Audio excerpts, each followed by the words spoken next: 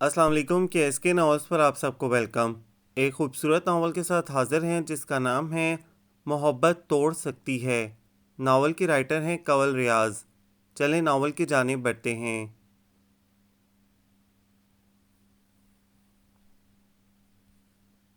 کوئی زنجیر ہو آہن کی چاندی کی روایت کی محبت توڑ سکتی ہے۔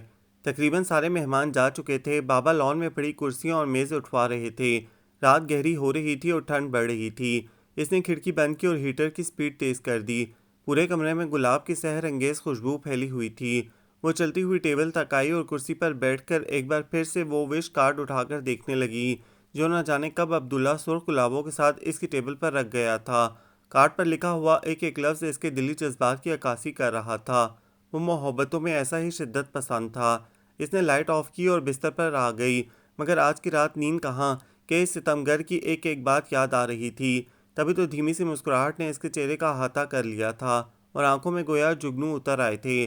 عبداللہ بھائی، آپ کل واپس جا رہے ہیں تو پلیز ابھی کہیں گھما پھرا لائے نا، فرح نے اس کے کندھے پر جھکتے ہوئے فرمائش کی۔ سیدھی طرح کیوں نہیں کہتی کہ تمہیں کہیں ٹھوسنے جانا ہے؟ اتنا کھاتی ہو پھر بھی پتہ نہیں کہاں جاتا ہے۔ حسن نے اس سے چھیڑا، تم اپنی چونچ بند رکھو، ہر وقت میرے پیچھے پڑے رہتے ہو، بھائی سمجھائے نا اسے۔ حسن کیوں تنگ کرتے ہو، ایک ہی تو بہن ہے ہماری۔ عبداللہ نے اسے گھرکا، آپ کی ہوگی ایک بہن، میری تو اجیا آپی بھی ہیں۔ آپ کو ہی شوق چڑھا تھا ان سے نکاح کرنے کا، ورنہ اس کا اکلوتا پن تو کب کا ختم ہو چکا ہوتا۔ اس نے ترنت جواب دیا، ایڈیٹ۔ عبداللہ نے بمشکل مسکراہٹ چھپائی۔ اندر آتی اجیا بھی ایک دم ٹھٹکی تھی۔ اجیا آپی سے بھی پوچھ لو کہ وہ انہیں بھائی بنا لیتی۔ کیوں آپی؟ فرح نے ہمیشہ کی طرح سوچے سمجھے بغیر کہہ ڈالا، واٹ نانسنس، ختم کرو اس بحث کو۔ چلو فرح جلدی سے تیار ہو جاؤ، تمہیں اچھا سا ڈنر کروا کے لاتا ہوں۔ او بھائی یو آر گریٹ، میں بس ابھی 5 منٹ میں آتی ہوں۔ فرح فوراً اندر بھاگی، میں بھی چینج کر کے آتا ہوں۔ حسن نے بھی وہاں سے فرار ہونا چاہا، ابھی تو تم چینج کر کے آئے تھے باہر جانے کے لیے، اب پھر کیوں؟ اجیا حیران ہوئی، وہ آپی میں بس ابھی آیا، وہ پل میں غائب ہوا۔ اسے تو اچھی طرح سے پتا ہے کہ وہ کیا کرنے جا رہا ہے، لیکن شاید تم کو پتا نہیں ہے یا پھر تم سمجھنا ہی نہیں چاہتی۔ عبداللہ نے اسے نگاہوں کی گرفت میں لیتے ہوئے کہا تو اجیا نے گھبرا کر نظریں جھکا لیں۔ تمہیں پتا ہے نا کہ مجھے کل واپس چلے جانا ہے، پھر بھی صبح سے کمرے میں چھپی بیٹھی ہو۔ وہ پیار بھری خفگی سے بولا، نہیں ایسی تو کوئی بات نہیں، اس نے نارمل لہجے میں کہا۔ تو پھر کیسی بات ہے؟ اب تو آپ کو دیکھنے کے تمام حقوق ہم نے اپنے نام لگوا لیے ہیں، اب بھی اگر آپ ہمیں اپنی دید سے محروم رکھیں تو یہ زیادتی ہے نا؟ عبداللہ پلیز۔ وہ سرخ پڑتے چہرے کے ساتھ اسے ٹوک گئی۔ اوکے میم، وہ دھیرے سے ہنس دیا، آخر کو یہ سب تمہیں ہی سننا ہے، ابھی نہیں تو کچھ دن بعد صحیح، سو ہم ہی انتظار کر لیتے ہیں کہ آپ تو اچھی خاصی پتھر دل واقع ہوئی ہیں۔ وہ جواباً کچھ نہیں بولی تھی۔ اچھا سنو، فون پہ کبھی کبھی اپنی آواز سناتی رہنا، جینے کا سامان رہے گا۔ ماما نے بھی تمہارے ماسٹر کی شرط ایویں ہی رکھ دی ہے، ورنہ میں تو ابھی… وہ پھر سے بہکنے لگا تھا، مگر فرح کی آمد نے اجیا کی رکی ہوئی سانسیں بحال کر دی تھیں، جبکہ عبداللہ صرف اسے دیکھ کر رہ گیا تھا۔ چلیں بھائی، میں ماما کو بتا کر آئی ہوں۔ یہ کہ اجیا آپی، آپ ابھی تک تیار نہیں ہوئی؟ کیا آپ ہمارے ساتھ نہیں جا رہی؟ عبداللہ کو بتاتے بتاتے وہ اچانک اجیا کی طرف مڑی تو اس نے بہت حیرت سے اسے دیکھا۔ جا کیوں نہیں رہی؟ دراصل انہیں تمہاری طرح گھنٹوں تیاری کی ضرورت نہیں پڑتی، کیونکہ یہ ایسے ہی بہت اچھی لگتی ہیں۔ کیوں بھائی؟ حسن نے حسب عادت اس کی مخالفت کرتے ہوئے عبداللہ کو بھی گھسیٹا۔ چلو جلدی کرو، دیر ہو رہی ہے۔ عبداللہ نے اس کی بات انسنی کرتے ہوئے باہر کی طرف قدم بڑھا دیے۔ حسن اور فرح پیچھے بیٹھے تو عبداللہ نے حسب معمول اجیا کے لیے فرنٹ ڈور کھول دیا اور پہلے بے جھجک بیٹھ جانے والی اجیا کنفیوز ہو گئی۔ عبداللہ کی مسکراہٹ نے اسے مزید بے حوصلہ کر دیا تھا۔ حسن تم آگے بیٹھ جاؤ پلیز، وہ پچھلے دروازے پہ جھکی آہستہ سے بولی۔ میں نے بھائی سے جوتے تھوڑی کھانے ہیں، وہ پچھلی سیٹ پر پھیلتے ہوئے بلند آواز میں بولا تو مجبوراً اسے آگے بیٹھنا پڑا۔ پھر وہ شام اس کی زندگی کی یادگار شام بن گئی تھی۔ عبداللہ کی وارفتگی، حسن اور فرح کی نوک جھونک، ان کی واپسی رات گئے ہوئی تھی اور اگلی صبح عبداللہ واپس چلا گیا تھا۔ بابا کے آفس کی ایک برانچ راولپنڈی میں کھلی تھی، اس کو عبداللہ ہی سنبھالتا تھا۔ موسم بدل رہا تھا، سردی کا زور ٹوٹ رہا تھا اور ایسے میں ماما کو اچانک ہی ان کی شادی کا خیال آ گیا تھا۔ اجیا نے لاکھ شور مچایا کہ اس کے ایگزام ہونے دیں، لیکن ماما کا ایک ہی جواب تھا کہ وہ شادی کے بعد بھی پیپرز دے سکتی ہے۔ بابا پلیز، آپ ماما کو سمجھائیں نا، یہ کام بعد میں بھی ہو سکتا ہے۔ وہ ان کے لیے دودھ لے کر آئی تو بولی، بیٹا جی آپ ہی تو بعد میں پیپرز دے سکتی ہو، اور ایسے بھی ابھی تو پیپرز میں 2 ماہ ہیں۔ لیکن بابا میں ٹھیک سے تیاری نہیں کر سکوں گی۔ یہ کوئی خاص وجہ نہیں، اگر کوئی اور مسئلہ ہو تو بولو، بابا نرمی سے بولے۔ اور تو کوئی وجہ نہیں ہے، اس نے بے دلی سے سر ہلایا۔ بس تو پھر بیٹا جانی، اب اور کوئی سوال نہیں، جا کر اپنی ماما کے ساتھ تیاری میں ہاتھ بٹائیں اور ہنستی مسکراتی میرے بیٹے کی زندگی میں داخل ہو جائیں۔ بابا اسے چھیڑتے ہوئے بولے تو وہ اور کوئی راہ فرار نہ پا کر وہاں سے پلٹ آئی۔ آپ کا فون ہے۔ فرح کارڈلیس ہاتھ میں پکڑے اس کے کمرے میں آئی۔ آج اس کی مایوں تھی اور وہ ابھی تھوڑی دیر پہلے کزنز کی گرفت سے چھٹکارا پا کر اپنے کمرے میں آئی تھی۔ دھیرج آپی، دھیرج بھائی کا بالکل بھی نہیں ہے۔ فرح نے اسے تیزی سے اٹھتے دیکھ کر چھیڑا تو وہ اپنی بےتابی پر دل ہی دل میں جھنجھلاتی بظاہر اسے ڈانٹنے لگی۔ بڑی بدتمیز ہو گئی ہو فرح، چلو اب بھاگو یہاں سے، تمہیں ڈھونڈتے ہوئے ساری پلاٹون یہاں پہنچ جائے گی۔ فرح منہ بسورتے ہوئے باہر کی طرف بڑھی تو وہ فون کی طرف متوجہ ہو گئی۔ کیا حال ہے جناب، شادی مبارک ہو۔ اس کی ہیلو کے جواب میں عبداللہ چہکا۔ او آپ، جی میں، کیا میرے فون کرنے کی امید نہیں تھی جو یوں حیران ہو رہی ہو؟ نہیں یہ بات نہیں ہے، آپ نے تو آج آنا تھا نا۔ اچھا تو کیا انتظار تھا؟ اس نے بہت بےتابی سے پوچھا۔ ہاں نہیں تو، اوہو پتہ نہیں، آپ بھی نا بس، وہ گڑبڑا کر بولی تھی۔ اور عبداللہ تو جیسے اس کے اندر کی بات جان گیا تھا جب بھی بہت کھل کر ہنسا تھا۔ اچھا یہ بتاؤ کیا کر رہی تھیں؟ اس نے نارمل انداز میں پوچھا۔ کچھ بھی نہیں۔ کیا مطلب کچھ بھی نہیں؟ گھر میں ڈھولک رکھی جا چکی ہے اور تم بجائے یہ کہنے کہ آپ کو یاد کر رہی تھی یہ کہہ رہی ہو کہ کچھ بھی نہیں۔ واٹ اے ٹریجڈی یار، وہ جیسے بہت مایوسی سے بولا تھا۔ جی نہیں، میں آپ کو قطعاً یاد نہیں کر رہی تھی، وہ اسے چڑھاتے ہوئے بولی۔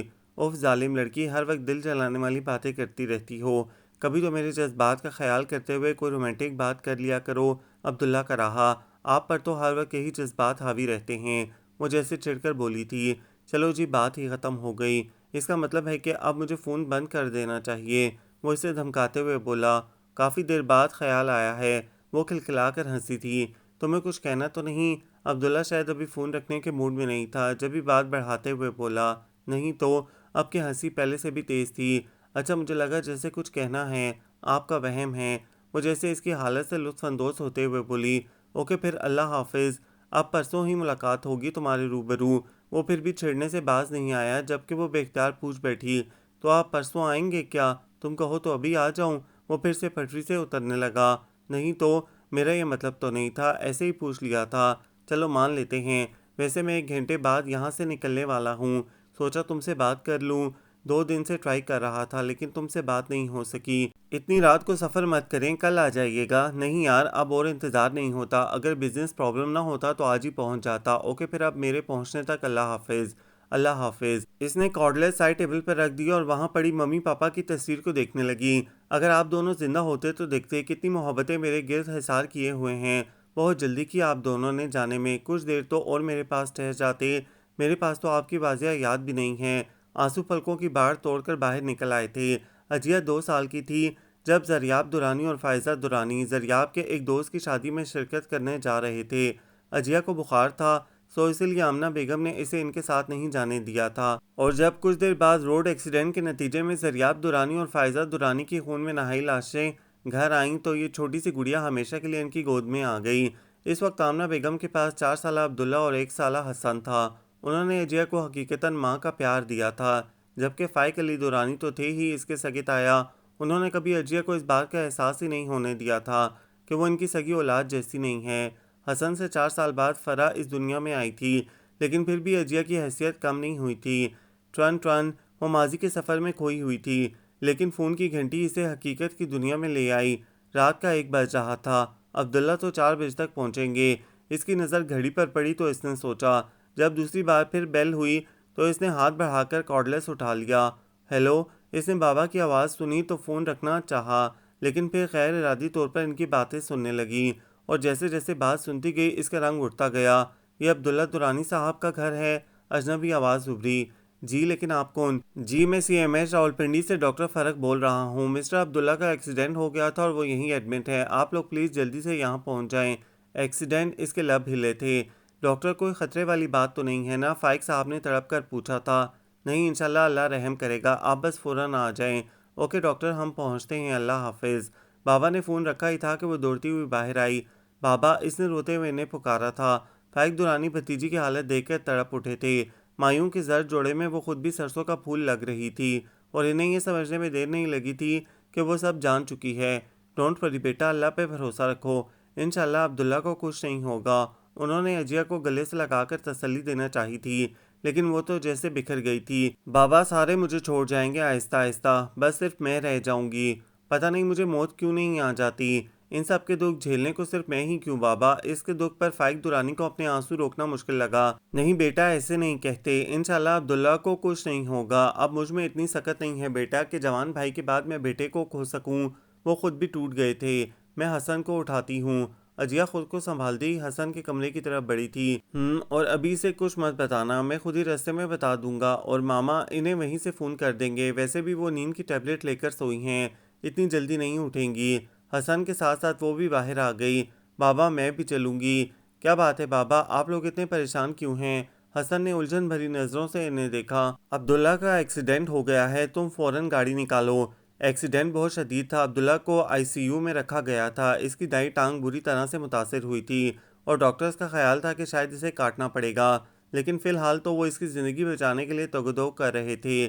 شادی کا دن آیا اور گزر گیا، لیکن اس دشمن جان کی بے ہوشی نہیں ٹوٹی تھی۔ اس کی ٹانگ کاٹ دی گئی تھی اور ڈاکٹرز کا کہنا تھا کہ اگر اسے 24 گھنٹے کے اندر ہوش نہ آیا تو کچھ بھی ہو سکتا ہے۔ ماما اور فرح بھی کچھ دوسرے رشتہ داروں کے ہمراہ وہیں موجود تھی۔ ہر آنکھ اس کے لیے نم تھی اور ہر لب پر دعائیں تھیں۔ اجیا آمنہ بیگم کے پاس بیٹھی تھی، اس کے آنسو رکنے کا نام نہیں لے رہے تھے۔ بابا، ماما، بھائی کو ہوش آ رہا ہے، میں ڈاکٹر کو بلاتا ہوں۔ حسن فوراً ڈاکٹرز کو بلانے دوڑا تھا۔ ڈاکٹر فرخ نے آتے ہی سب کو کمرے سے باہر بھیج دیا۔ اللہ کا شکر ہے خطرہ ٹل گیا ہے، لیکن ابھی انہیں آرام کی اشد ضرورت ہے۔ آپ لوگ پلیز ذرا احتیاط کیجیے گا۔ چیک اپ کے بعد ڈاکٹر نے باہر آ کر حسن اور فائق علی کو بتایا تو قریب ہی نوافل ادا کرتی آمنہ بیگم سجدے میں گر گئیں۔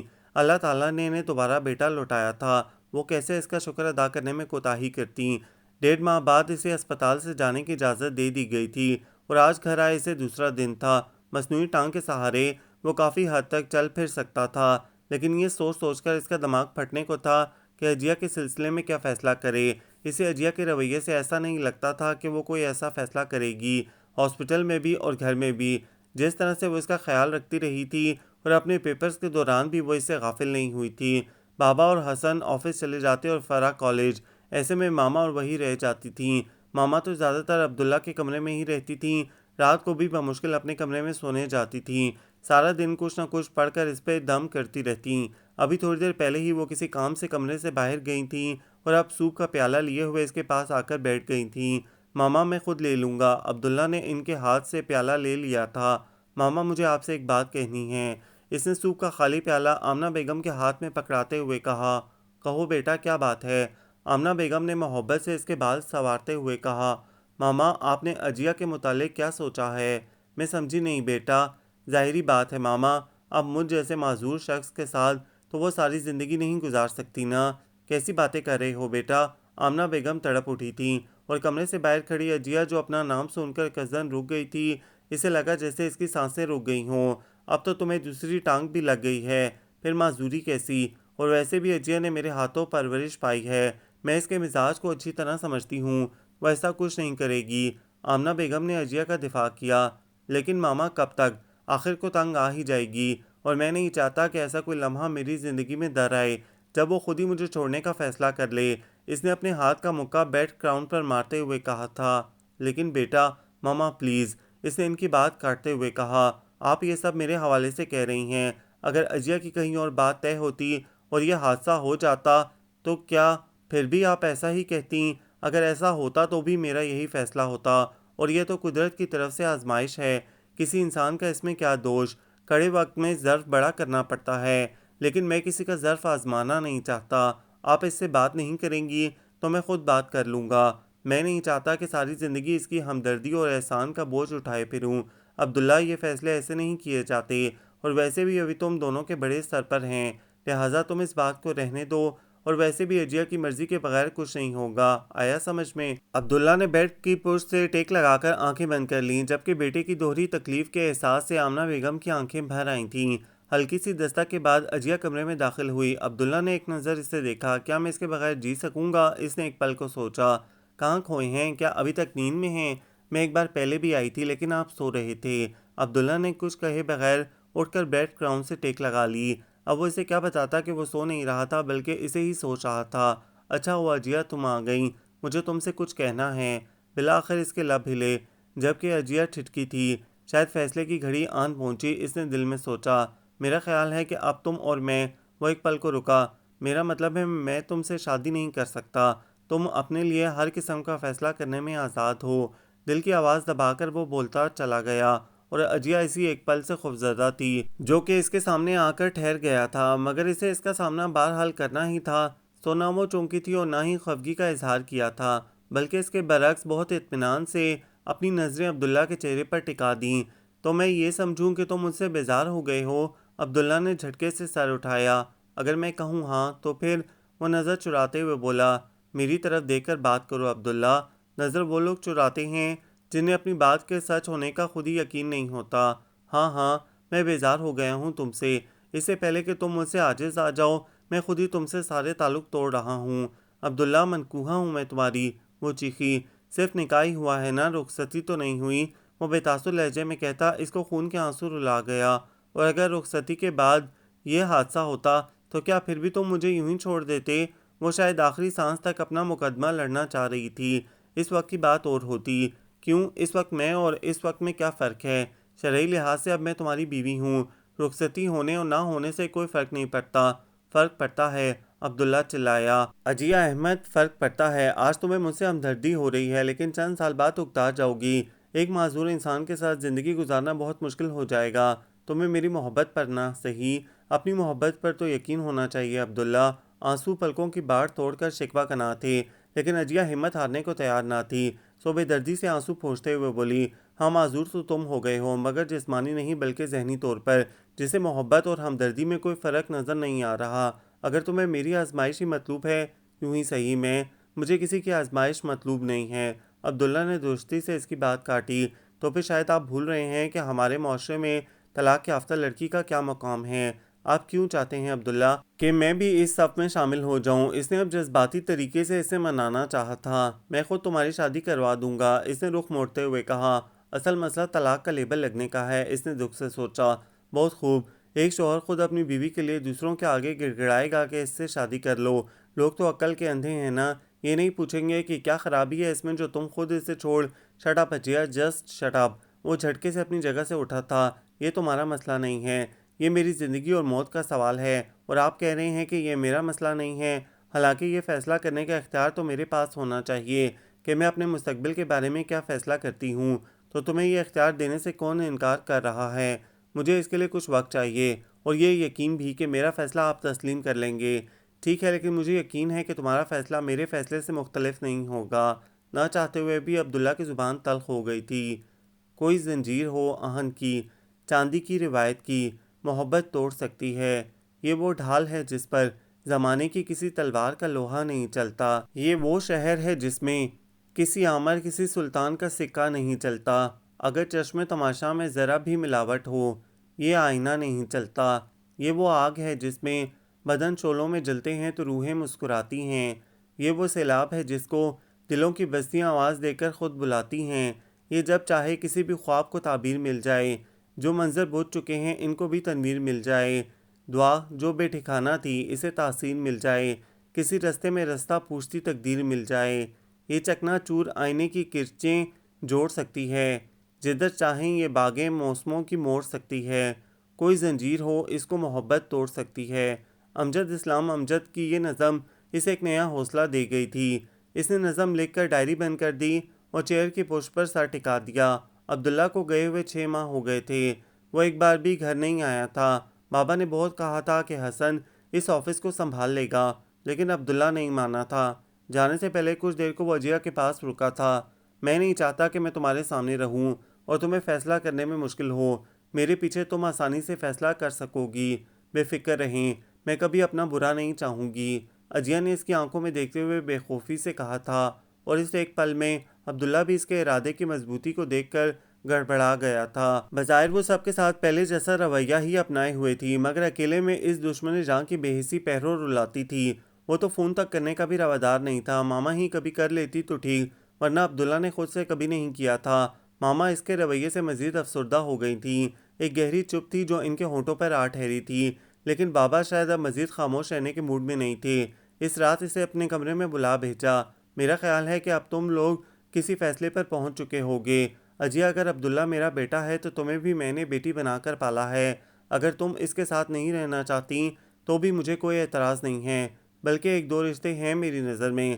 اگر تم، فائق صاحب نے بغیر کسی تمہید کے اس سے کہا تھا۔ بابا، آپ بھی مجھے ایسا سمجھتے ہیں؟ دکھ سے اس کی آواز کانپ گئی تھی۔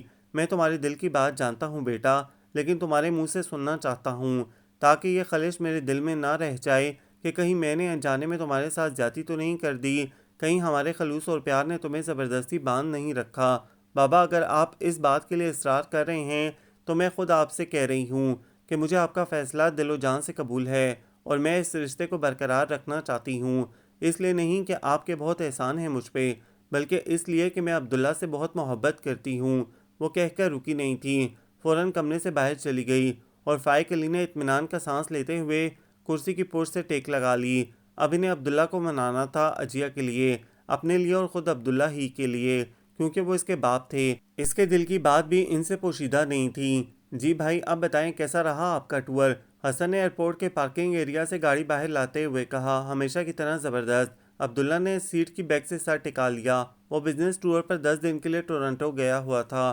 حسن نے ایک نظر اپنے اس خوبرو بھائی کو دیکھا تھا جو بند آنکھوں سے شاید کوئی گہری بات کھوجنے نکلا تھا۔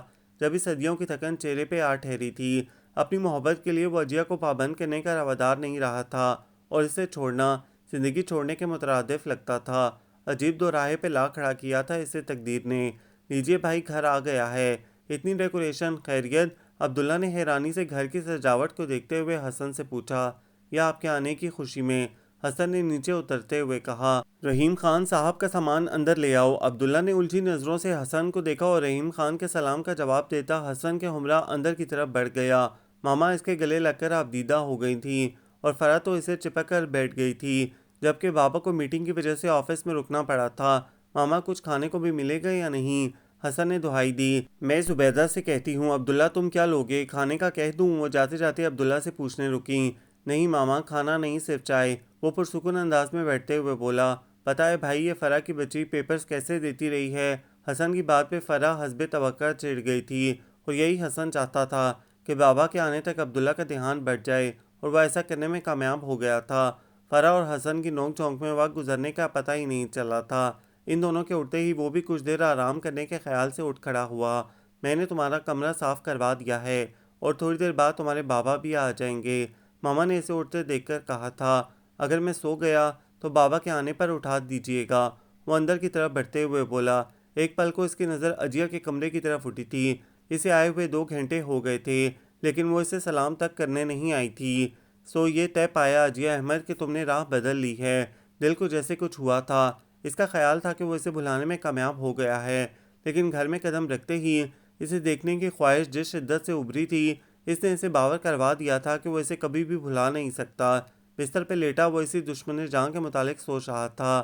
باوجود تھکن کے نیند اس کی آنکھوں سے کوسوں دور تھی، حالانکہ وہ پچھلے 2 دن سے ٹھیک سے سو بھی نہیں سکا تھا۔ کمرے میں چھائی وحشت سے گھبرا کر وہ باہر نکل آیا۔ ماما، بابا آ گئے ہیں، اسے ان کے گھٹنے پر ہاتھ رکھ کر بیٹھتے ہوئے کہا۔ نہیں، بس آنے والے ہوں گے۔ تم سوئی نہیں؟ بس نیند نہیں آئی، بڑی خاموشی ہے۔ فرح اور حسن کہاں ہیں؟ اگر وہ دونوں گھر میں ہوتے تو کیا اتنی خاموشی ہوتی؟ حسن فرح کو اجیا کے پاس چھوڑنے گیا ہے۔ فرح تم سے ملنے کے لیے ہی رکی ہوئی تھی، ورنہ اجیا کے ساتھ ہی چلی جاتی۔ السلام علیکم۔ فائق علی درانی کی آواز نے سلسلہ کلام توڑ ڈالا تھا۔ آ گئے بیٹا جی؟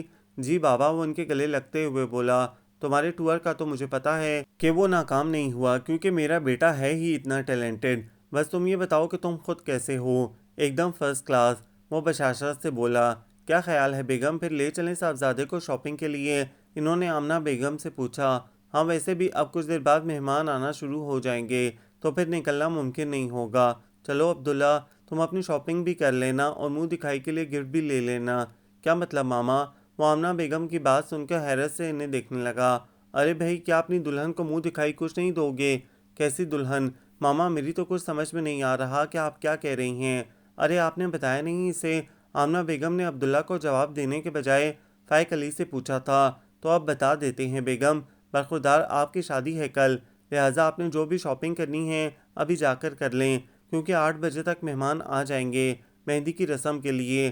بابا، آپ نے مجھ سے پوچھ تو لیا ہوتا، وہ بمشکل غصہ ضبط کر سکا تھا۔ اور کیا اجیا، جب نکاح کیا تھا تو تم دونوں کی رائے لی گئی تھی، میں نے زبردستی اپنی مرضی مسلط نہیں کی تھی، اور اب میں اس بارے میں مزید کوئی بات سننا نہیں چاہتا۔ بیگم، جانے سے پہلے میرے کمرے میں چائے بھجوا دیجیے گا، میں کچھ دیر آرام کر لوں، پھر تو رات گئے تک رسم ہوگی، ایسے میں موقع نہیں ملے گا۔ وہ عبداللہ کو کچھ بھی کہنے کا موقع دیے بغیر اپنے کمرے کی طرف بڑھ گئے۔ ماما آپ بھی؟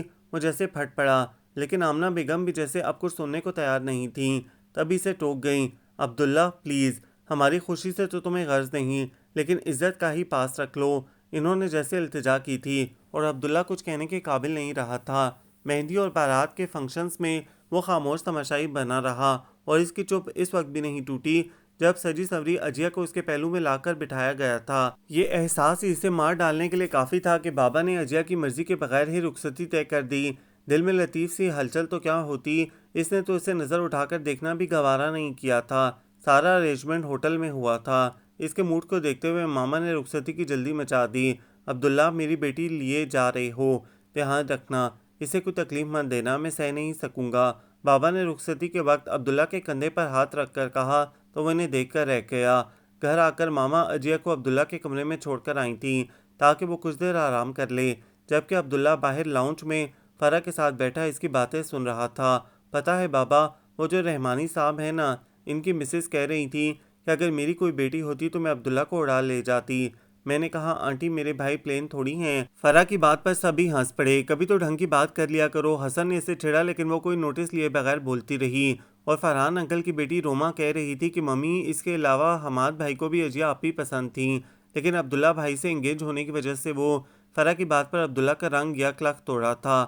حماد فرحان ملک کی پرسنالٹی اور تعلیمی ریکارڈ کسی طور بھی اگنور نہیں کیا جا سکتا تھا۔ فرح چپ کرو، تم بنا سوچے سمجھے بولتی رہتی ہو۔ اٹھو اب سارے، کافی رات ہو گئی ہے، چلو عبداللہ تم اپنے کمرے میں، اجیا اکیلی بیٹھی ہے۔ ہاں تو میں تھی نا آپی کے پاس، آپ نے پکڑ کر باہر نکال دیا، فرح نے شکایت کی۔ بہت اچھا کیا، تمہاری تو اس سے بھی بڑھ کر عزت افزائی ہونی چاہیے۔ حسن اس کی پونی کھینچتا اوپر بھاگا تو وہ بھی چیختی ہوئی اس کے پیچھے لپکی۔ چلو عبداللہ، فرح کے تعاقب میں نظریں دوڑاتے عبداللہ کو پکارا تو وہ جیسے ایک دم سے حال میں واپس آیا تھا۔ خوبصورتی سے سجے کمرے میں قدم رکھتے ہی گلاب اور موتیا کی دلفریب مہک نے اسے اپنے حصار میں لے لیا۔ اس سے قدم اٹھانا دوبھر ہو گیا تھا۔ ماما اگر اسے کمرے تک چھوڑنے خود نہ آتی اور بابا باہر خبریں نہ سن رہے ہوتے تو وہ شاید کمرے میں بھی نہ آتا۔ یہ سوچ ہی اسے مار ڈالنے کے لیے کافی تھی کہ یہ لڑکی اپنی مرضی سے نہیں بلکہ زبردستی اس کی زندگی میں آئی تھی۔ مجھے افسوس ہے کہ بابا نے خود سے ہی سارے فیصلے کر لیے۔ بہرحال میری طرف سے تم اب بھی آزاد ہو، جب چاہو جیسے چاہو، میں کبھی بھی تم پر کوئی حق نہیں جتاؤں گا۔ رونمائی کا گفٹ اس کے سامنے پھینک کر وہ واش روم میں گھس گیا۔ حق نہیں جتاؤں گا، میں تو جیسے ان کے فراق میں مری جا رہی ہوں۔ پتہ نہیں سمجھتے کیا ہیں خود کو، ایسے سواگت کرتے ہیں نئی دلہن کا، عدالت بھی صفائی کا موقع دیتی ہے، مگر یہ تو… وہ آنسوؤں کو بے دردی سے صاف کرتی جھٹکے سے اٹھ بیٹھی اور ڈریسنگ روم میں آتے ہی اندر سے چٹخنی لگا دی۔ جب وہ کپڑے تبدیل کر کے آئی تو عبداللہ واش روم میں ہی تھا۔ اس نے بیڈ سے تکیہ اٹھایا، الماری سے کمبل کھینچا اور صوفے پر پھیلا کر سر تک تان لیا تو میرا اندازہ درست نکلا۔ اسے صوفے پر سوتا دیکھ کر عبداللہ نے دکھ سے سوچا، اف کتنی زیادتی کی ہے آپ نے بابا، اور میرا کتنا نقصان کر دیا، آپ نہیں جانتے۔ وہ سوچ کر رہ گیا، اور نیند تو اس رات دونوں سے ہی روٹ گئی تھی۔ اور عجیب بات یہ ہے کہ دونوں کو ایک ہی دکھ تھا کہ اب اسے مجھ سے محبت نہیں رہی۔ وہ بمشکل دعوتوں تک وہاں رکا تھا۔ اگلے دن وہ دورانی ہاؤس سے جانے پہ بضد تھا۔ بابا نے اجیا کو بھی سامان پیک کرنے کو کہا اور دونوں ہی بابا کے ڈر سے کچھ نہ کہہ سکے۔ تیز الارم کی آواز پہ اجیا کی آنکھ کھل گئی۔ عبداللہ نے ہاتھ بڑھا کر الارم بند کر دیا اور اٹھ بیٹھا۔ جتنی دیر میں وہ واش روم سے نکلا، فجر کی اذانیں شروع ہو گئیں۔ میں مسجد جا رہا ہوں، اجیا کو اٹھتا دیکھ کر اس نے کہا اور باہر نکل گیا۔ نماز اور تلاوت قرآن سے فارغ ہو کر وہ باہر لان میں آ بیٹھی۔ ابھی صبح کا اجالا پوری طرح سے نہیں پھیلا تھا، ہوا میں ہلکی سی خنکی تھی۔ اس نے شال کو اپنے گرد لپیٹ لیا۔ نماز کے بعد عبداللہ واکنگ کے لیے ریس کورس گراؤنڈ تک جاتا تھا، سو اس کی واپسی گھنٹے بعد ہوتی۔ عبداللہ کے آنے کے تھوڑی دیر بعد اجیا بھی اندر چلی آئی۔ عبداللہ خانسامہ کی بیوی رشیدہ کو اپنا سوٹ دے رہا تھا۔ اجیا نے اس کے ہاتھ سے سوٹ لے لیا۔ تم جاؤ، میں پریس کر لوں گی، اس نے رشیدہ کے ہاتھ سے کپڑے لیتے ہوئے کہا تھا۔ عبداللہ نے ایک نظر اس سے دیکھا اور تولیہ اٹھا کر واش روم میں گھس گیا۔ وہ نہا کر نکلا تو بیڈ پر سوٹ کے ساتھ ساتھ میچنگ موزے، رومال اور ٹائی پڑی تھی۔ وہ پرفیوم اسپرے کر رہا تھا جب رشیدہ نے ناشتہ لگنے کی اطلاع دی۔ آئینے میں خود پہ تنقیدی نظر ڈال کر وہ باہر نکل آیا۔ صاحب جی، آج کھانے میں کیا پکائیں؟ عجیہ چائے کا کپ عبداللہ کے سامنے رکھ رہی تھی جب حمید نے پوچھا۔ جو بھی پوچھنا ہو اب بی بی سے پوچھ لینا۔ عبداللہ نے نیپکن سے ہاتھ صاف کرتے ہوئے چائے کا کپ اٹھا لیا۔ ناشتے کے بعد وہ کچھ لینے آیا تھا جب عجیہ بھی اس کے پیچھے آ گئی۔ ملازم گھر میں موجود ہیں، اس لیے میں نہیں چاہتا کہ کوئی ایسی بات ہو جو بابا کو شکایت کا موقع دے، اس لیے بہتر یہی ہے کہ تم اپنا سامان اسی کمرے میں سیٹ کر لو جب تک کہ تم کوئی فیصلہ نہیں کر لیتی۔ ٹیبل سے فائل اور موبائل اٹھاتے ہوئے اس کا لہجہ تلخ ہو گیا جبکہ چہرہ نیچے جھکا تھا، سو عجیہ اس کے چہرے کے تاثرات نہیں دیکھ سکی۔ اللہ حافظ۔ چیزیں سنبھالتا عبداللہ تیزی سے باہر نکل گیا اور عجیہ ہلتے ہوئے پردے کو دیکھ کر رہ گئی۔ ٹرن ٹرن فون کی بیل نے ٹی وی دیکھتی عجیہ کا دھیان بٹایا تھا۔ اس نے آگے بڑھ کر ریسیور اٹھایا۔ ہیلو، السلام علیکم۔ دوسری طرف عبداللہ تھا۔ ہاں وہ عجیہ، میں نے اس لیے فون کیا ہے کہ آج شام میرے ایک بہت کلوز فرینڈ کے ہاں ہماری دعوت ہے، اس لیے تم شام میں تیار رہنا، میں 1 بجے تک آ جاؤں گا۔ اللہ حافظ۔ اس کی کوئی بھی بات سنے بغیر عبداللہ نے فون رکھ دیا۔ واٹ نان سینس، یہ کوئی طریقہ ہے؟ جب سے آئی ہوں اپنی ہی منمانی کیے جا رہے ہیں۔ مجال ہے جو ایک بار بھی میری رائے لینے کی ضرورت محسوس کی ہو؟ یہاں بیٹھ جاؤ، یہاں سو جاؤ، یہاں یہ وہاں وہ، اور اب مجھ سے پوچھے بغیر جانے کو بھی تیار ہیں۔ جب مجھ سے بات تک کرنا پسند نہیں صاحب بہادر کو، تو میں بھی کیوں مانوں ان کی بات؟ بس میں نہیں جا رہی شام میں۔ جھنجھلاتے ہوئے وہ ٹی وی کی طرف متوجہ ہو گئی جہاں اینی کا ماہیہ مزید دل جلا گیا کیونکہ اپنے ماہیے کی حرکتیں پوری طرح سے یاد آ رہی تھیں۔ لگتا ہے عبداللہ آ گئے ہیں۔ عجیہ نے ایک ثانیے کو باہر دیکھا اور پھر سے ٹی وی اسکرین پر نظریں جما دیں جہاں اب حمیرہ ارشد گلسن ڈھولنا گا کر روٹھے ہوئے محبوب کو منا رہی تھی۔ یہ کیا تم ابھی تک تیار نہیں ہوئی؟ کیا کرتی رہی ہو سارا دن؟ عبداللہ آتے ہی اسے صبح والے حلیے میں دیکھ کر جیسے چڑھ گیا۔ ویسے میں آپ کو بتانے کی پابند تو نہیں ہوں، لیکن پھر بھی آپ نے پوچھ ہی لیا ہے تو بتا دیتی ہوں کہ میں سارا دن ٹی وی دیکھتی رہی ہوں۔ کیوں، کوئی پرابلم؟ وہ عبداللہ کے پہلے سوال کو گول کر کے آخری سوال کا جواب دے گئی۔ بہت خوب، میں نے صبح کہا تھا کہ شام میں تیار ملنا، اور محترمہ کتنے مزے سے فرما رہی ہیں کہ سارا دن ٹی وی دیکھتی رہی ہوں۔ عبداللہ نے غصے سے موبائل صوفے پر پٹخا۔ میرا موڈ نہیں ہو رہا جانے کا۔ بڑا بے فکرہ لہجہ تھا۔ دیکھو میں پہلے ہی دیر سے پہنچا ہوں اور مزید کسی فضول بحث میں اپنا موڈ خراب نہیں کرنا چاہتا، اس لیے برائے کرم جلدی سے اٹھ کر تیار ہو جاؤ۔ عبداللہ نے جیسے اس کی بات کا کوئی نوٹس نہیں لیا۔ میں نے کہا نا میرا موڈ نہیں ہے جانے کا، عجیہ نے پھر سے کہا۔ میں نے یہ قطعاً نہیں پوچھا کہ تمہارا موڈ ہے جانے کا یا نہیں۔ جب تک میرے ساتھ رہنا ہے تو وہی کرنا ہوگا جو میں چاہوں گا، ورنہ دوسری صورت میں فیصلہ اپنے ہاتھ میں لینے میں دیر نہیں لگاؤں گا۔ 10 منٹ بعد گاڑی میں موجود ہو تم، سمجھی؟ عبداللہ نے 2 ٹوک لہجے میں کہا اور وہاں سے نکلتا چلا گیا۔ آپ تو بالکل ویسی ہی ہیں جیسے عبداللہ بھائی آپ کے بارے میں بتاتے تھے۔ فاریہ کے کہنے پر وہ صرف مسکرا سکی۔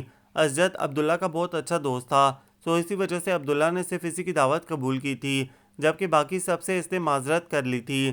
یہ بات بھی اسجد کی بیوی ماریہ نے ہی اسے بتائی تھی۔ کھانے کے بعد اسجد اور عبداللہ کافی لیے ٹی وی لاؤنج میں چلے گئے تھے، جبکہ ماریہ اسے اپنے بیڈ روم میں لے آئی تھی۔ یہ کلر یقیناً آپ نے عبداللہ بھائی کی چوائس پر پہنا ہوگا، ماریہ نے پھر سے پوچھا تھا۔ آپ کو کیسے پتا؟ عجیہ نے حیرت سے پوچھا۔ یہ تو وہ بھی جانتی تھی کہ یہ عبداللہ کا فیوریٹ کلر ہے، لیکن یوں ہر بات، اور وہ بھی دوست کی بیوی سے شیئر کرنا، اسے اچنبھے میں ڈال گیا، کیونکہ عبداللہ اس نیچر کا مالک نہیں تھا کہ لڑکیوں سے، اور وہ بھی رشتے کی بھابھی سے، اس حد تک بے تکلف ہوتا۔ اسجد بتا رہے تھے کہ عبداللہ نے آپ کے لیے انگیجمنٹ کا ڈریس خریدنے کے لیے کتنی ہی شاپس کھنگال ڈالی تھیں، بلکہ کئی ایک ڈریس تو انہیں بہت پسند آئے تھے، لیکن انہیں آپ پنک کلر میں زیادہ اچھی لگتی ہیں، اس لیے انہوں نے اس کلر میں ڈریس ڈھونڈ کر ہی دم لیا تھا۔ اور عجیہ کو یاد آیا تھا کہ ماما کے پوچھنے پہ اس نے خود ہی کہا تھا کہ وہ پنک کلر کا ڈریس لیں، کیونکہ عجیہ کو عبداللہ کی پسند کا خیال تھا، اور ماما نے عبداللہ سے یہی کہہ دیا تھا۔ اسجد اسی لیے مجھے اکساتے ہیں کہ عجیہ بھابھی شادی سے پہلے ہی عبداللہ کی پسند کا خیال رکھتی ہیں، اور ایک تم ہو کہ شادی کے اتنے عرصے بعد بھی۔ ماریہ نے جیسے آخر میں پتے کی بات بتائی تھی۔ تھوڑی دیر بعد عبداللہ اور اسجد بھی اندر آ گئے تھے، تو عجیہ جانے کے لیے اٹھ کھڑی ہوئی۔ احمر کب تک آ رہا ہے؟ گاڑی کا لاک کھولتے ہوئے عبداللہ نے اسجد سے پوچھا تھا۔ کہہ رہا تھا فائنل سیمسٹر کے ایگزامز دیتے ہی آ جاؤں گا، دیکھو 1-2 ماہ میں آ ہی جائے گا، اسجد نے بتایا۔ اوکے پھر، اللہ حافظ۔ عبداللہ نے اسجد سے ہاتھ ملایا تو عجیہ ماریہ سے گلے ملنے لگی۔ اب تو مانا، اس نے بہت اپنائیت سے تکلف کی دیوار گراتے ہوئے ماریہ سے کہا۔ ضرور، ماریہ نے خلوص سے کہا تو وہ دوسری طرف سے ہوتی گاڑی میں آ بیٹھی۔ عبداللہ نے گاڑی آگے بڑھا دی۔ جی ماما ہم لوگ بالکل ٹھیک ہیں۔ فون کی بیل پہ ٹی وی دیکھتے عبداللہ نے ہاتھ بڑھا کر ریسیور اٹھایا تھا اور اب اس کے تخاطب سے اجیا کو اندازہ ہوا تھا کہ گھر سے فون ہے، سو اس کی بھی ساری توجہ ادھر ہی ہو گئی۔ نہیں ماما ابھی تو نہیں آ سکتے، ہم لوگ آفس میں بہت کام ہے اور آپ کو تو پتہ ہے کہ پیچھے ورکرز خاص دھیان نہیں دیتے، اور ویسے بھی کچھ دنوں میں جرمنی سے ڈیلیگیشن آنا ہے، سو ایسے میں پرابلم ہو جائے گا۔ ماما شاید آنے پہ اصرار کر رہی تھیں۔ جب ہی وضاحتیں دے رہا تھا، ہاں تو ماما 2 ماہ ہی تو ہوئے ہیں، کچھ نہیں ہوتا۔ نہیں بتایا نا، نہیں آ سکتا، آپ لوگ آ جائیں۔ چلیں حسن کو بھیج دیں، وہ اجیا کو لے جائے گا۔ چلیں جیسے آپ کی مرضی، ہاں یہیں بیٹھی ہے، ٹھہرے میں پکڑاتا ہوں اسے۔ اس کے ادھورے جوابات سے وہ خود ہی نتائج اخذ کرتی رہی۔ اس نے ریسیور اجیا کی طرف بڑھایا تو اجیا نے جلدی سے ریسیور تھام لیا۔ میرا خود اتنا دل چاہ رہا ہے ماما آپ لوگوں سے ملنے کو، تو آپ آ جائیں نا پلیز ماما، فرح کو بھی لے کر آئیے گا۔ ماما شاید مان گئی تھی جب بھی وہ فرح کو لانے کے لیے زور دے رہی تھی۔ عبداللہ بے چین سا ہو کر آگے کو ہو بیٹھا۔ ماما کے سامنے تو یوں نہیں رہا جا سکتا تھا، وہ تو فوراً جان جاتی یہ اجیا بھی نا الٹی حرکتیں کرتی ہے۔ وہ جیسے تپ گیا جب یہ ایک تیز نظر اجیا پہ ڈال کے اندر کی طرف بڑھ گیا تھا۔ جانے اب کیا ہوا ہے جو یوں غصہ ہو کر گئے ہیں، ایک تو صاحب کے مزاج ہی نہیں ملتے۔ اجیا نے تلخی سے سوچتے ہوئے ریسیور جیسے پٹخا تھا۔ ماما اور فرح کے ساتھ ساتھ حسن بھی آن ٹپکا تھا۔ آپ کو پتہ نہیں اجیا آپی کہ میں نے کتنا مس کیا ہے آپ کو، حسن نے بڑے سٹائل سے کہا۔ ایک دم جھوٹ، ابھی 15 دن پہلے تو تم ہو کر گئے تھے یہاں سے، اور تب سے لے کر اب تک تو تم نے ایک بار بھی اجیا آپی کا نام نہیں لیا تھا۔ فرح نے اس کی بات کا جواب دیتے ہوئے کہا تو وہ جیسے اس الزام پر تڑپ اٹھا۔ تمہیں تو جیسے بڑی خبر ہے نا میرے یاد کرنے یا نہ کرنے کی، اور ویسے بھی یاد کرنے کے لیے دل سے یاد کرنا ہی کافی ہوتا ہے، نہ کہ بآواز بلند منافقوں کی سی بولی بولوں۔ اس نے فرح کی بات اسی کو لوٹائی تھی۔ یہ منافق کسے کہا ہے؟ ہاں، فرح اس پہ جیسے چڑھ دوڑی تھی۔ فار گاڈ سیک، اجیا ہنستے ہنستے دوری ہو رہی تھی۔ میرا خیال ہے کہ آپ لوگ یہاں ہم سے ملنے آئے ہیں، نہ کہ جھگڑنے، اور چلو اب اٹھو اور فریش ہو جاؤ، میں کھانا لگواتی ہوں۔ او یو آر گریٹ آپی، سچی بہت بھوک لگ رہی تھی۔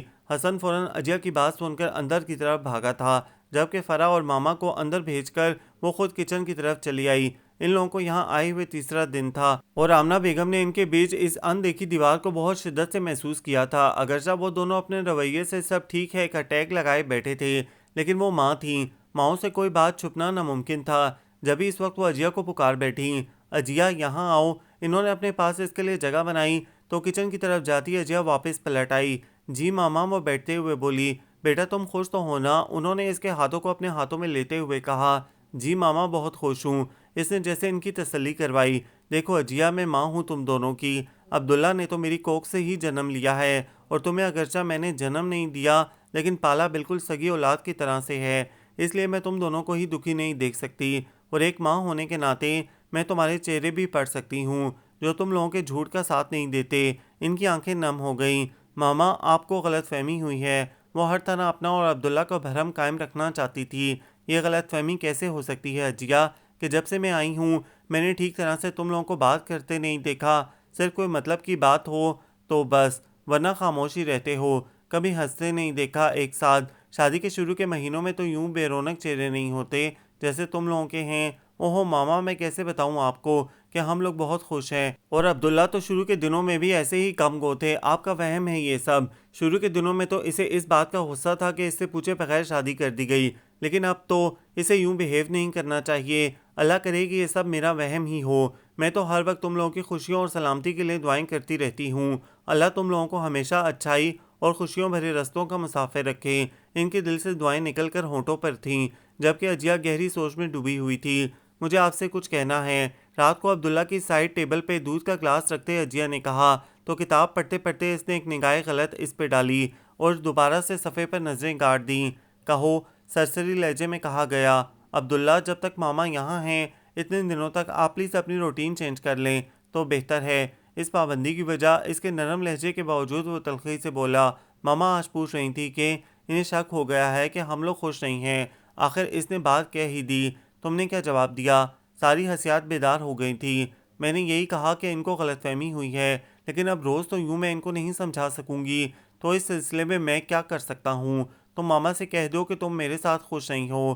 اس بے نیازی پر وہ جیسے سلگ اٹھی۔ عبداللہ پلیز، آپ بات کو دوسرا رنگ کیوں دے رہے ہیں؟ اور جہاں تک خوش رہنے کی بات ہے تو آپ میرے کندھے پر بندوق رکھ کر کیوں چلا رہے ہیں؟ صاف صاف کیوں نہیں کہہ دیتے کہ آپ میرے ساتھ سے خوش نہیں ہیں؟ اور کسی اور میں انٹرسٹڈ ہیں. Just shut up now. میں خوش نہیں ہوں یا کسی اور میں انٹرسٹڈ ہوں. یہ تمہارا ہیڈ ایک درد سر نہیں ہے. میں اپنے معاملات میں دوسروں کو دخل اندازی کی اجازت نہیں دے سکتا. میں کوئی دوسرا نہیں، بیوی ہوں آپ کی، اور پورا حق رکھتی ہوں اس دخل اندازی کا. اگر اتنی ہی بری لگتی تھی آپ کو تو مت شادی کرتے. کہہ دیتے بابا سے. میں نے نہیں کہا تھا، تم کہہ دیتی کہ ایک معذور کے ساتھ نہیں کر سکتی تم شادی. اٹس انف عبداللہ. پتہ نہیں آپ اس خود ساختہ بیچارگی سے کب باہر آئیں گے. ہماری شادی کو 3 ماہ ہونے کو آئے لیکن آپ ابھی تک مجھے سمجھ نہیں پائے. محبتوں میں تو بہت فرصت ہوتی ہے محبوب کی تمام خامیوں کو خود میں سمیٹ لینے کی، جبکہ تم ایسی کسی بھی خامی سے دور ہو. جو کچھ ہوا اس میں کسی کا بھی قصور نہیں ہے، یہ اللہ کی طرف سے آزمائش ہے. ویسے بھی یہ سب کچھ شادی کے بعد بھی ہو سکتا تھا اور ہو سکتا ہے کہ میں کسی ایسے حادثے کا شکار ہو جاتی. سو جس چیز پہ ہمارا اختیار ہی نہیں، اس کے لیے ہم ایک دوسرے کو آزمائش میں کیوں ڈالیں؟ اپنی سوچ کو بدلیں اس سے پہلے کہ اس ذات واحد کو جلال آ جائے کہ ہم اس کے فیصلوں کی قدر نہیں کرتے. اسے مالک سزا و جزا تو کہتے ہیں، سمجھتے نہیں ہیں. اور پلیز اس خود ساختہ محرومی سے باہر آ جائیں. بہت سی خوشیاں اور گل رنگ لمحے ہماری تلاش میں ہیں، بس انہیں دل کے آنگن میں خوشی خوشی اندر لانے کی دیر ہے. وہ محبت اور چاہت جو ہمیں اس مضبوط رشتے میں باندھے ہوئے ہے، اسے یوں بے حقیقت مت جانیں. ایسا نہ ہو کہ آپ کے نقشے پار ڈھونڈتے ڈھونڈتے کہیں سبھی رستوں کی دھول میں نہ گم ہو جائیں اور پھر آپ کو پچھتانے کا موقع بھی نہ مل سکے. گالوں پہ آئے آنسوؤں کو صاف کرتے ہوئے وہ تیزی سے اس کے سامنے سے اٹھی تھی، مگر اس کے لیے سوچ کا ایک اور در واقع کر گئی تھی. جبکہ دروازے کے باہر کھڑا حسن وہیں سے واپس پلٹ گیا تھا. بیگم صاحبہ، یہ باہر آپ کے لیے کوئی دے گیا ہے. رشیدہ نے بڑا سا بوکے لا کر اس کے سامنے ٹیبل پر رکھا. میرے لیے؟ اجیا نے حیرت سے پوچھا، جبکہ ایسا کوئی موقع بھی نہیں تھا. وہ اس پہ لگا کارڈ اٹھا کر کھولنے لگی. جتنی دیر ملوں میں اس سے اتنی دیر تو یوں لگتا ہے سمے سے لے کر انت سمے تک سارا جیون میرے پاس. خوبصورت الفاظ سے سجی یہ ہینڈ رائٹنگ اس کے لیے قطعاً اجنبی تھی، اور اس کے علاوہ کارڈ پہ کچھ اور ایسا تحریر نہیں تھا جس کی مدد سے وہ بھیجنے والے کا نام پتہ جان سکتی. کون ہو سکتا ہے یہ؟ کہیں عبداللہ؟ لیکن نہیں. وہ اسی کشمکش میں سارا دن گزر گیا تھا اور وہ کسی نتیجے پر نہیں پہنچ سکی تھی. حسن اور فرح عبداللہ کی رائٹنگ وہ پہچانتی تھی، اور ویسے بھی وہ لوگ اگر ایسا کرتے تو بائی کوریئر نہیں بائی ہینڈ یہ بکے اس کے پاس پہنچتا اور وہ شاید اس واقعے کو بھول جاتی. لیکن وقفے سے آنے والے بکے اور کارڈز نے اسے حقیقتاً پریشان کر ڈالا. کارڈ پہ اسی کا نام لکھا ہوتا تھا، تو وہ اسے غلط فہمی کا نتیجہ بھی نہیں کہہ سکتی تھی. ادھر عبداللہ کا سابقہ رویہ ہنوز برقرار تھا اور دوسری طرف وہ گمنام عاشق مستقل مزاجی کے ساتھ کارڈ اور بکے بھجوا رہا تھا. اس صورتحال نے اسے ذہنی طور پر تو ڈسٹرب کیا ہی تھا، وہ جسمانی طور پر بھی بیمار ہو گئی. ماما اس کے بیمار ہونے پر بہت بے چین ہو گئی تھی. عبداللہ کو بھی انہوں نے اس کی لاپرواہی پہ بہت ڈانٹا اور اسی پہ بس نہیں کیا، بلکہ آتے ہوئے اسے اپنے ساتھ لے آئی تھیں. فبئی اللہ ربکما تکذبان. مولانا صاحب نے سورہ رحمان کی ابتدائی آیات کی تلاوت کی اور پھر سامعین کو مخاطب کیا. اس سورہ مبارکہ میں اللہ تعالیٰ اپنے احسانات بیان کرتے ہوئے جن و انس کو مخاطب کر کے فرماتا ہے کہ اے جن و انس، سو تم اپنے رب کی کون کون سی نعمتوں سے انکار کرو گے؟ اور حقیقتاً دیکھا جائے صاحبو تو یہ سچ ہے کہ ہم اپنے رب کی دی ہوئی نعمتوں کا شکر ادا نہیں کرتے، لیکن جو چیز ہمارے اختیار سے باہر ہو اس کا گلہ ضرور کرتے ہیں. افسوس تو اس بات کا ہے کہ جن و انس میں سے جن بھی اس بات پر انسانوں پر سبقت لے گئے ہیں کہ جب محمد مصطفیٰ صلی اللہ علیہ وآلہ وسلم نے اس سورہ مبارکہ کی تلاوت ان کے سامنے فرمائی تو ہر بار فبی اللہ ربکما تکذبان کے جواب میں وہ عاجزی کے ساتھ عرض کرتے کہ اے پاک پروردگار، ہم تیری کسی نعمت کی ناشکری نہیں کرتے، لیکن ہم انسانوں میں سے کتنے ایسے ہیں جو اس فکرے کو دل سے ادا کرتے ہیں. اس کی عطا ہے کہ ہم دیکھ سن بول اور سمجھ سکتے ہیں. وہی ہے جس نے ہمیں ہاتھ پاؤں کی طاقت دی تاکہ ہم چل پھر سکیں اور کام کر سکیں، لیکن یہ ہمارا ناشکرہ پن ہی ہے کہ ہم تندرستی اور اچھی صحت کے لیے تو اس کے شکر گزار نہیں ہوتے، لیکن جب آزمائش کے طور پر وہ ہمیں اپنی دی ہوئی نعمتوں میں سے کوئی ایک شے واپس لے لیتا ہے تو ہم تڑپ اٹھتے ہیں، بجائے اس کے کہ ہم اس کی حکمت مانتے ہوئے اس کے فیصلے پر راضی ہو جائیں. ہم اس محرومی پر اس سمیت ساری دنیا سے روٹھ جاتے ہیں. اگر کسی حادثے میں کسی شخص کی ایک آنکھ چلی جائے تو وہ اس بات پر رب کا شکر ادا نہیں کرے گا کہ اس نے اسے دونوں آنکھوں کی محرومی سے بچا لیا، لیکن وہ فوراً اس بات پر چیخے چلائے گا اور واویلا کرے گا کہ اس کی ایک آنکھ چھین لی گئی. یہی حساب باقی نعمتوں کا ہے. تو آپ خود فیصلہ کریں کہ کیا یہ انصاف ہے کہ ہم اس قادر مطلق کی نعمتوں کا شکرانہ ادا کرنے کے بجائے اس سے ہر لمحہ گلہ کریں اور ایک طرف تو اللہ تعالیٰ کے گنہگار کہلائیں اور دوسری طرف خود کو اذیت میں مبتلا رکھیں، اس سے پہلے کہ اس واحد لا شریک کو ہماری کوتاہیوں اور نافرمانیوں کی بدولت جلال آ جائے اور وہ اپنی دی ہوئی نعمتوں کو ایک ایک کر کے واپس لینے لگے۔ ہمیں اپنے رویے اور انداز فکر کو تبدیل کرنا ہوگا، ہمیں اس کے فیصلوں پر راضی برضا رہنا ہوگا، ورنہ تاریخ کے اوراق گواہ ہیں کہ کس طرح سے اللہ رب العزت نے اپنے نافرمان بندوں کو صفحہ ہستی سے مٹا ڈالا ہے۔ نماز جمعہ سے پہلے مولانا صاحب کے پراثر خطبے نے عجیہ کی کہی گئی باتوں کو مزید وضاحت کے ساتھ اس کے سامنے لا کھڑا کیا تھا اور وہ اپنے فیصلے کو بدل چکا تھا، لیکن شاید اس سے دیر ہو گئی تھی۔ جب اسے دی گئی نعمتوں میں سے ایک ایک کر کے اللہ تعالیٰ اپنی باقی نعمتیں واپس لینے لگا تھا اور پہلا بار ہی بڑا قاری تھا۔ اس کے سامنے پڑا کارڈ اور اس پہ لکھی تحریر اسے زندہ درگور کرنے کے لیے کافی تھی۔ وہ جو کوئی بھی تھا شاید اس کی عجیہ کو اس سے بھی بڑھ کر چاہتا تھا اور کارڈ پر لکھے الفاظ اس کے گواہ تھے۔ اسے لگا تھا جیسے اس کی سانس رکنے لگی ہے، ایک ایک کر کے اسے اپنی کوتاہیاں یاد آ رہی تھیں۔ فرا دیکھو عجیہ اٹھ گئی ہو تو سوپ لے جاؤ اس کے لیے، میں نے زبیدہ سے کہہ کر ابھی تھوڑی دیر پہلے بنوایا ہے۔ اور ہاں، عبداللہ کتنے بجے پہنچنے کا کہہ رہا تھا؟ وہ جاتے جاتے پھر پوچھنے لگیں۔ بھائی 1 ڈیڑھ گھنٹے تک پہنچنے کا کہہ رہے تھے، فرا نے ٹی وی بند کرتے ہوئے کہا اور عجیہ کے کمرے کی طرف بڑھ گئی۔ اٹھ گئی آپی، کیسی طبیعت ہے اب؟ واش روم سے نکلتی عجیہ سے اس نے پوچھا۔ ٹھیک ہوں اب تو، وہ ڈھیلے ڈھالے انداز میں کہتی اس کے پاس ہی بیٹھ گئی۔ 2 ہفتے ہونے کو آ رہے ہیں لیکن ابھی تک آپ نے بستر نہیں چھوڑا، لیکن خیر اب عبداللہ بھائی آ گئے ہیں سو آپ بستر چھوڑنے کی تیاریاں کر لیں، وہ اسے چھیڑتے ہوئے بولی۔ عبداللہ آ رہے ہیں؟ اس نے فرا سے استفسار کیا۔ ابھی تھوڑی دیر بعد پہنچ جائیں گے۔ فرا کی بات پر وہ پریشان ہو گئی تھی۔ جس طرح سے وہ گمنام شخص وقفے وقفے سے اسے پھول بھیج رہا تھا، اس سے گھر والے یہ سمجھتے رہے تھے کہ عبداللہ بھیج رہا ہے، لیکن اب عبداللہ کے آنے پہ بھید کھل جانا تھا اور عبداللہ تو ایسے ہی کسی موقع کا منتظر تھا۔ کیا ہوا آپی، کیا سوچ رہی ہیں؟ فرا نے اسے سوچ میں ڈوبے دیکھ کر پوچھا۔ نہیں کچھ نہیں، وہ ٹانگیں اوپر کر کے بیڈ گراؤنڈ کے ساتھ ٹیک لگا کر بیٹھ گئی۔ آپ بیٹھے، میں آپ کے لیے سوپ لاتی ہوں، ساتھ میں کچھ اور بھی لاؤں؟ اس کے اوپر کمبل پھیلاتے ہوئے فرا نے پوچھا۔ نہیں، اس کے نفی میں سر ہلانے پر وہ باہر نکل آئی، جبکہ عجیہ آنکھیں موندے گہری سوچ میں ڈوب گئی۔ اوف بھائی، آپ کتنے کمزور ہو گئے ہیں۔ فرا نے کوئی 10ویں بار یہ فکرہ ادا کیا تھا۔ یہ خود تو صدا کا لاپرواہ ہے اور وہاں کوئی دھیان رکھنے والا نہیں تھا، لیکن خیر اب اللہ کا شکر ہے کہ عجیہ بھی کافی بہتر ہے، کچھ دن تک مکمل صحتیاب ہو جائے گی۔ آمنہ بیگم بہت محبت سے اسے اپنے ساتھ لپٹاتے ہوئے بولیں۔ عجیہ کیسی ہے اب؟ باوجود ان کے بتانے کے وہ پھر سے پوچھ بیٹھا۔ پہلے سے تو کافی بہتر ہے، اپنے کمرے میں ہی ہے، جاؤ تم مل لو اس سے، پھر میں کھانا لگواتی ہوں۔ ان کے کہنے پر وہ اپنے کمرے کی طرف بڑھ آیا اور اسے اندر آتے دیکھ کر عجیہ سنبھل کر بیٹھ گئی۔ کیسی ہو؟ عبداللہ اس کے پاس آ رکا۔ ٹھیک ہوں، آپ کیسے ہیں؟ اللہ کا شکر ہے، کوئی پرابلم تو نہیں ہوا؟ میں رشیدہ کو سب کچھ سمجھا کے تو آئی تھی، پتہ نہیں اس نے کیا کیا ہوگا، وہ اس سے پوچھنے لگی۔ کچھ خاص نہیں، اور ویسے بھی اب تو عادت ڈال لینی چاہیے۔ کیا مطلب؟ اس کے لہجے کی بیکانگی اسے ہلا گئی۔ تمہاری کچھ چیزیں امانت ہیں میرے پاس، وہ اپنے بیگ کی زپ کھولتے ہوئے بولا۔ اس میں سے کچھ کارڈ نکال کر عجیہ کی طرف بڑھا دیے، جبکہ عجیہ انہیں تھامنے کو ہاتھ نہیں بڑھا سکی تھی۔ وہ بغیر دیکھے جانتی تھی کہ ان کے اندر کیا درج ہے۔ اس کے زردی کھنڈے چہرے پر مزید پلاہٹ اترتے عبداللہ نے بغور دیکھا تھا اور گہری سانس بھر کر رہ گیا۔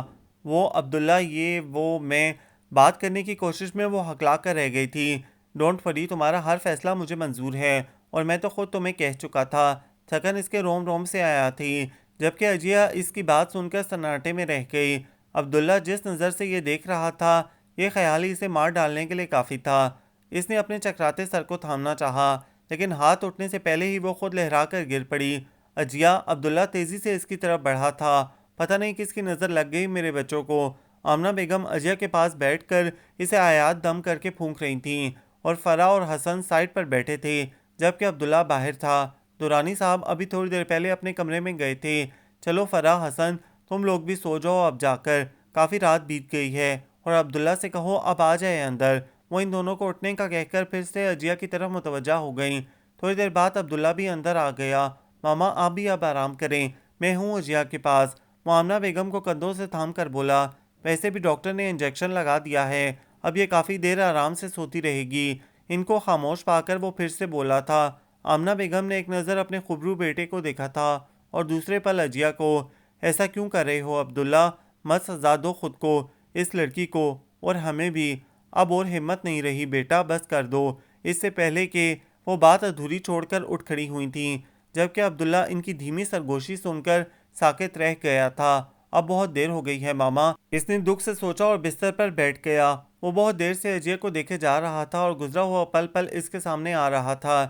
یہ چہرہ، یہ ہستی کتنی عزیز تھی اسے، یہ صرف وہی جانتا تھا، لیکن اب خود اپنے ہی ہاتھوں اسے شجر ممنوع قرار دینا اسے بہت مشکل لگ رہا تھا۔ وہ اجیا کا ہی نہیں، خود اپنا بھی مجرم تھا کہ جو اپنی خوشیوں کے پیچھے پڑا تھا۔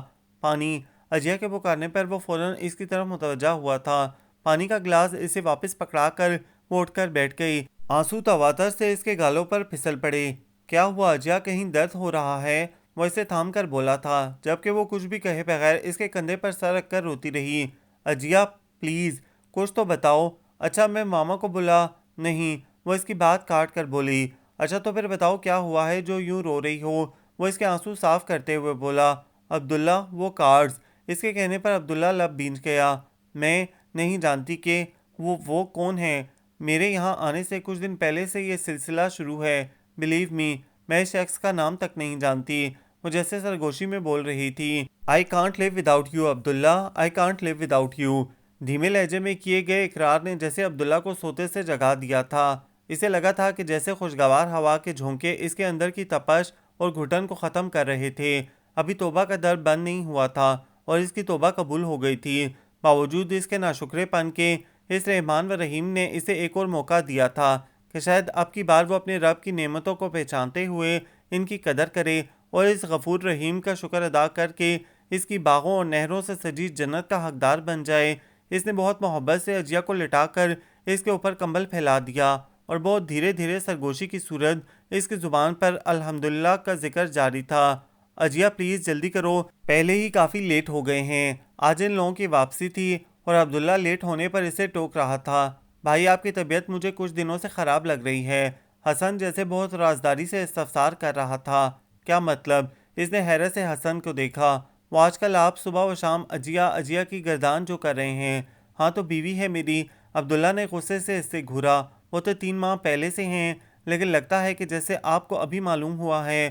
وہ پھر بھی چھیڑنے سے باز نہیں آیا تھا۔ حسن! عبداللہ نے مصنوعی خفگی سے اسے گھرکا تو وہ کھلکھلا کر ہنس پڑا۔ چلیں؟ اجیا نے نماز کے لیے لپیٹتے ہوئے دوپٹے کو کھولا اور دوبارہ سے سر پر جماتے ہوئے بولی۔ اتنی دیر؟ ہاں وہ میں نفل پڑھ رہی تھی۔ اس نے بیگ کاندھے پر رکھا۔ اچھا ماما، وہ آمنہ بیگم کے سامنے جھکا تھا۔ جاؤ بیٹا، اللہ کی امان میں دیا۔ وہ اس کا ماتھا چومتے ہوئے بولی۔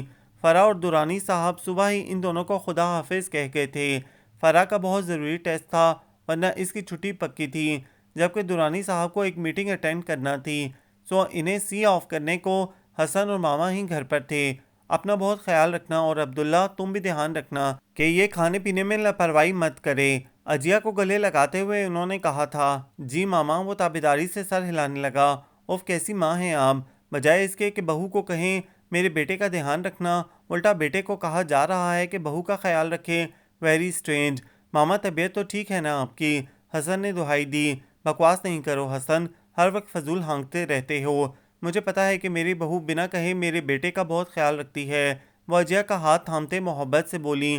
دیکھ لیں بھائی، ماما کو آپ پہ شک ہے کہ آپ اجیا آپی کا دھیان نہیں رکھتے۔ وہ اب جیسے عبداللہ کو اکسا رہا تھا۔ ڈونٹ وری بردر، اب ماما کو یہ شک بھی نہیں رہے گا انشاءاللہ۔ وہ دھیرے سے ہنسا تھا اور آمنہ بیگم نے دل ہی دل میں ان کے ہمیشہ خوش رہنے کی ڈھیروں دعائیں مانگ ڈالیں۔ چلیں؟ اس نے اجیا سے پوچھا۔ ہاں، اس نے جواب دیا اور ماما سے اجازت لینے لگی۔ بیگم صاحبہ آپ کا فون ہے۔ زبیدہ کے کہنے پر آمنہ بیگم انہیں خدا حافظ کہتی اندر کی طرف مڑ گئیں، جبکہ حسن پورٹیکو تک ان کے ساتھ تھا۔ عبداللہ نے اجیا کی طرف کا دروازہ کھولا تو وہ اندر بیٹھ کر دروازہ بند کرنے لگی، جبکہ حسن نے دروازے کو تھام کر اسے بند کرنے سے روکا۔ وہ آپ کی ایک چیز تھی میرے پاس۔ حسن نے کمر کے پیچھے سے ہاتھ آگے لا کر کارڈ اجیا کی طرف بڑھایا۔ پلیز آپ ہی پہلے پڑھ تو لیں، کیا پتا کس نے کتنے دل سے بھیجا ہے۔ اجیا کے بنا دیکھے اسے پھاڑنے کے لیے بڑے ہاتھوں کو فوراً حسن نے روکا، جبکہ عبداللہ خاموشی سے یہ کارروائی دیکھ رہا تھا۔ اسے کوئی ایسا سرا نہیں مل رہا تھا کہ جس کی بدولت وہ اس کارڈ والے سے نجات پاتا۔ پلیز آپ ہی نام تو دیکھ لیں۔ حسن کے اکسانے پر وہ اسے غصے سے گھٹتی کارڈ کھولنے لگی۔ مجھے پتا ہے کہ گمنام ہے یہ بھیجنے والا، بڑبڑاتے ہوئے کارڈ کھولا تھا۔ حسن، زور سے چلاتے ہوئے اس نے کارڈ وہیں پھینکا اور اسے مارنے کو لپکی تھی، اور عبداللہ نے کچھ نہ سمجھتے ہوئے کارڈ اٹھا لیا۔ کوئی زنجیر ہو آہن کی، چاندی کی روایت کی، محبت توڑ سکتی ہے، اور اب کی بار اسے ہماری محبت نے توڑا ہے۔ بہت محبت کے ساتھ عجیہ، آپ اور عبداللہ بھائی کے آنے والے دنوں کے لیے ڈھیروں دعائیں۔ اللہ تعالیٰ آپ دونوں کو ہمیشہ خوش رکھے، اور ہمیں بھی، کہ جن کی بدولت آپ دونوں ایک دوسرے کے قریب آ گئے۔ اس کوتاہی کے لیے معذرت خواہ۔ حسن درانی اور احمد رضا۔ اس تحریر نے اصل حقیقت کو سامنے لا کھڑا کیا تھا کہ یہ حسن اور احمد کا مشترکہ پلان تھا، اور ظاہر ہے کہ احمد کو حسن نے ہی انوالو کیا تھا تاکہ اس سے کارڈز لکھوا سکے، ورنہ اس کی رائٹنگ تو عبداللہ اور عجیہ دونوں ہی پہچانتے تھے۔ لیکن جو کچھ بھی تھا ان کے لیے بہت خوشگوار اور خوبصورت ملن کا ذریعہ بنا تھا، سو وہ ان دونوں پہ قطعاً غصہ نہیں ہو سکتا تھا کہ انہوں نے جو کچھ کیا تھا ان دونوں کی محبت میں ہی کیا تھا۔ آخر وہ کون سے نفل تھے جو تم ایسے وقت میں پڑھ رہی تھیں؟ عبداللہ عجیہ کے لیٹ ہونے پر خفا ہو رہا تھا کیونکہ موسم ابر آلود ہو گیا تھا اور وہ لوگ ابھی بمشکل آدھے راستے تک پہنچے تھے۔ وہ اصل میں مجھے شکرانے کے نفل پڑھنے تھے، ورنہ دیر ہو جاتی۔ عجیہ کے بتانے پر وہ ہنس پڑا تھا۔ کیا ہوا؟ اس نے حیرت سے استفسار کیا تھا۔ کچھ نہیں، میں نے بھی اسی لیے صبح فجر سے پہلے نفل ادا کیے تھے کہ کہیں دیر نہ ہو جائے اور اللہ تعالیٰ کی محبتیں ہماری آزمائش پہ نہ اتر آئیں۔ یہ اس کا احسان ہی تو ہے جو اس نے ہمیں ایک دوسرے سے محبت کی اس اندیکھی زنجیر میں باندھ دیا ہے، سو اس کا شکر تو لازم ہے نا، اس نے عجیہ کو بتایا، اور پھر سے ڈرائیونگ کی طرف متوجہ ہو گیا، جبکہ عجیہ کو بہت شدت سے وہ نظم یاد آ رہی تھی جو اس نے اپنی ڈائری میں تو بہت پہلے لکھی تھی، لیکن اس کی تکمیل اب ہوئی تھی۔ انہیں معلوم ہو گیا تھا کہ یہ دنیاوی کاموں میں چاہے دیر ہو جائے، لیکن اس ذات باری تعالیٰ کی محبتوں کا اس سے بہتر جواب اور کوئی نہیں ہو سکتا تھا کہ وہ اس کے روبرو پیش ہو کر بہت محبت کے ساتھ سجدہ شکر بجا لاتے، اور اب کی بار انہوں نے حقیقتاً دیر نہیں کی تھی۔